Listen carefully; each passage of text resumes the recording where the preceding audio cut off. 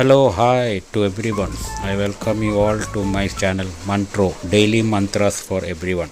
Today I am here with Lingastakam. Hear and explore the power. So let's start. ब्रह्ममुरारिसुरार्चितलिङ्गं निर्मलभासितशोभितलिङ्गम् जन्मजदुःखविनाशकलिङ्गं तत्प्रणमामि आसनलिङ्गं तत्प्रणमामि सदा शिवलिङ्गम्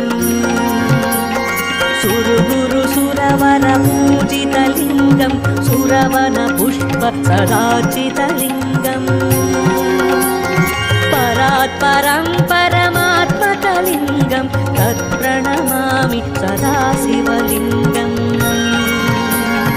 ब्रह्ममुरारिसुरार्चितलिङ्गं निर्मलभासितशोभितलिङ्गम् जन्मजदुःखविनाशकलिङ्गं तत्प्रणमामि सत्यविनाशनलिङ्गं तत्प्रणमामि सदा शिवलिङ्गम् सुरगुरुसुरवरपूजितलिङ्गं सुरवनपुष्पसदार्चितलिङ्गम् परात्परं परमात्मकलिङ्गं तत्प्रणमामि सदा शिवलिङ्गम्. If you have liked this video, please do subscribe and turn on the notification.